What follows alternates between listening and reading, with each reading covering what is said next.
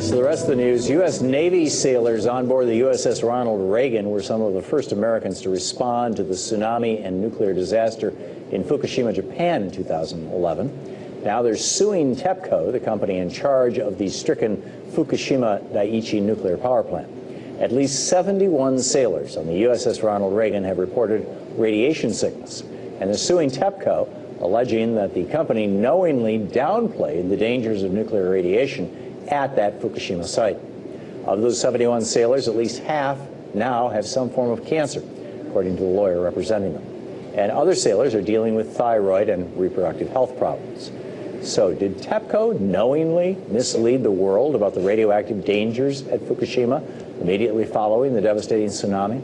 And could this lawsuit be the first of many to come? Joining me now for more on this is Kevin Camps, radioactive waste watchdog at Beyond Nuclear. Kevin, welcome back. Thanks, Tom. It's always nice to see you. Thank you. So what's the story? I think I've seen absolutely no coverage of this in any American media. So first of all, is it actually real that the soldiers aboard the USS Ronald Reagan off the coast of Japan when Fukushima melted down were exposed to high levels of radiation? Well, it's a shocking story, and I first learned of it last March 11th, which was the second anniversary of the Fukushima catastrophe beginning in 2011.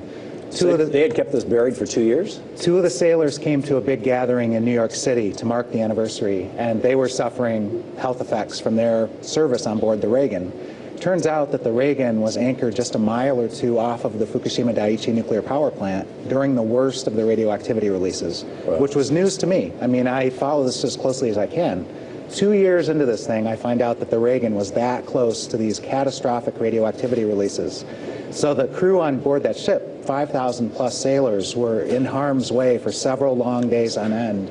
Not warned by TEPCO, not warned by the Japanese government, not warned by the United States government, which had radiation detecting planes flying all over northeastern Japan. So, well, you would think that an aircraft carrier in this day of dirty bombs and you know that they would have radiation detectors on the ship. Well, some of the first news that was really disturbing in the first days of Fukushima Daiichi was that the aircraft carrier detected radioactivity on the helicopters coming back, landing on board the flight deck. And so one of the sailors who's now stepped forward in a big way was servicing those helicopters. Another of these sailors that I met in New York, his name is Maurice Ennis. He set off the radiation monitors below deck when he came down from being on the flight deck.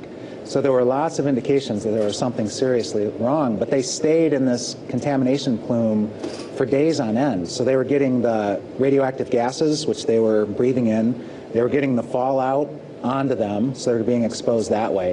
What I didn't realize until this latest news about the relaunch of this lawsuit against Tokyo Electric, even the water that the sailors were drinking was from their desalination system. So they were getting the seawater that was contaminated with radioactivity. It was being desalinated by the ship, and they were drinking it. They were cooking with it. They were showering with it. Wow. But those desalination processes don't take out the radioactivity. Right, because salt is a fairly large molecule. It's sodium and chloride, and if you've got just an individual atom as opposed to a molecule or a particle, the desalination is not going to take it out. Right? You need special filters. You can't get tritium out of water, period. Not at industrial scale. It's small. It is water. It's helium. Yeah, it's hydrogen. It's radioactive hydrogen. Yeah. You need special filtering to get out the cesium, to get out the strontium. None of that was taking place. So that ingestion pathway combined with all the others could account for some of these health effects we're seeing. So what's the, has the government stepped up and done anything? Are they testing the 5,000 soldiers, or is it just these 71 who are sick who are suing? I mean, what's the deal? Well, the common story I keep hearing from these sailors who are, stepping up and speaking out is they don't even have health care. I'm not sure what's going on, but they're kind of on their own resources. Most have had to leave the service because of debilitating health conditions. So they seem to be in, desperate straits. They're looking for, some funding to help them get the health care that they need. Senator Sanders is the chairman of the Veterans Committee. You should bring that to his attention. I'll try to do so tomorrow. He's going to be on our show. We just have 90 seconds here. I'm wondering what's the, we've heard that Reactor 3 has got steam coming out of it. We were reporting today on our radio show that it's not, it doesn't seem to be an immediate crisis. What is going on? Well, I think Arnie Gunderson at Fairwinds has explained it well. It's the weather conditions that make the steam visible, but what people need to realize is that we're almost 3 years into this thing. Those releases are happening every day. Those releases atmospherically... It's just that when it gets cold enough, you see it. You see the condensation, but those releases into the ocean are happening every day. They have been for 3 years. So that is the massive radioactivity release that's going on. Once in a while, it becomes more visible because of atmospheric conditions that you would see, you see your breath when it's cold outside. Right. So we're seeing this heated water coming out of Unit 3. It's just the tip of the iceberg. And Unit 4, the one that was listing that had all the rods up at the top, that they were going to start taking those rods out, pulling the cigarettes out of the broken, crushed pack. Yeah. How's that going? Very little reporting, which is kind of scary, actually. So one would assume that without the reporting that it must be going smoothly, but I'm not sure that that's the case. Maybe it's not going at all?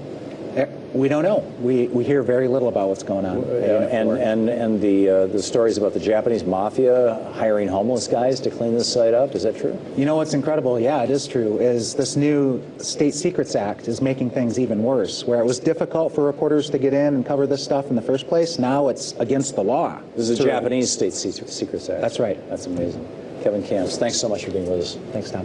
Good to see you.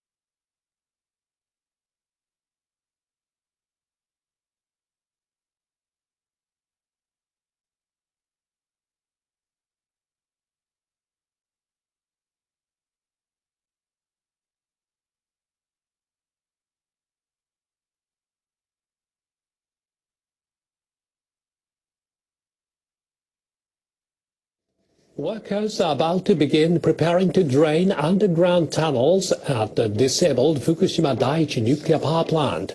This comes before the start of a project to freeze the earth around the openings of the tunnels to block the flow of contaminated water. The tunnels are believed to be one of the sources of radioactive materials that are polluting the groundwater at the facility on a large scale. Workers at Tokyo Electric Power Company plan to block the flow of tainted water between the damaged buildings and the tunnels. The workers will start burying pipes in the ground to carry refrigerants later this month. They plan to start draining the contaminated water from the tunnels in April after the freezing work is completed. TEPCO will also begin testing a plan to freeze soil over a large area. The eventual goal is to surround the reactor buildings and other facilities with walls of ice to prevent fresh groundwater from seeping in beneath the facilities. A large amount of highly radioactive water has accumulated beneath the plant. TEPCO officials will also set up radiation monitoring equipment at various hot spots on the floors of reactor buildings. The readings will be used to support the decontamination work by robots that will follow. Officials say they will also study how to remotely locate and repair holes in the reactor containment vessels. The vessels were broken in a nuclear accident.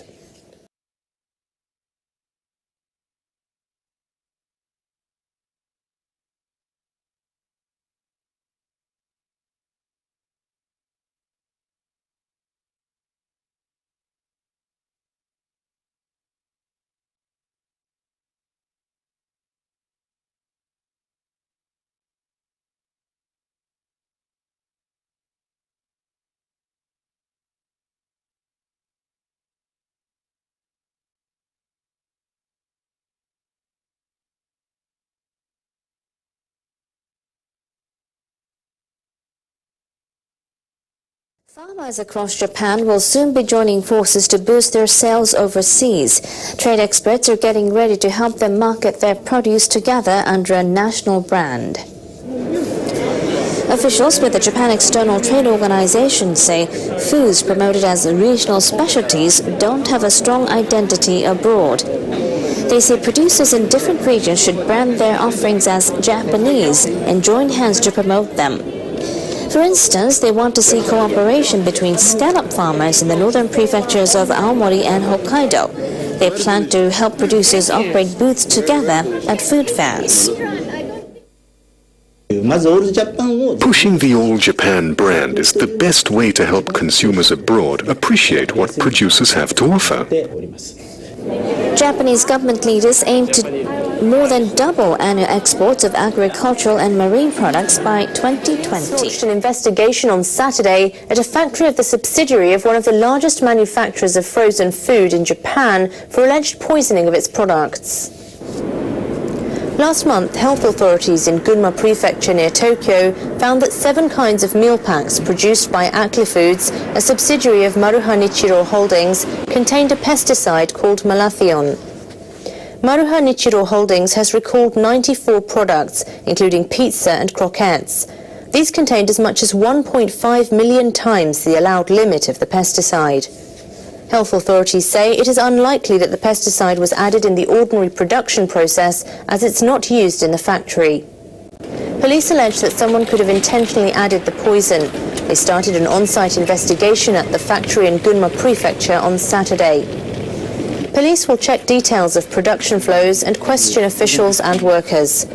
Officials at Acli Foods say the poisoned products were packed in the same room and kept in cold storage in the factory after they were cooked on 3 separate lines. Acli Foods officials say they've also started interviewing the factory's 300 workers to find any irregularity. Expectations are increasing that Japan will play a leading role in the push for nuclear disarmament. Government officials recently made the historic decision to commit Japan to a United Nations statement that opposes the use of nuclear weapons under any circumstances. The UN statement came amid arguments between countries that want a treaty banning atomic weapons and those favoring a more gradual approach that allows for nuclear deterrence. Previously, Japanese government officials had said this no-use policy was incompatible with the country's reliance on the U.S. nuclear umbrella. But an observer on nuclear disarmament notes the country should take the lead on the issue. Japan, the only country to have suffered atomic bombings, has a crucial role in global nuclear disarmament. Japan plans to host an international conference in April to discuss nuclear disarmament. The meeting of foreign ministers from countries that do not possess nuclear arms will take place in Hiroshima, the site of a nuclear attack in World War II.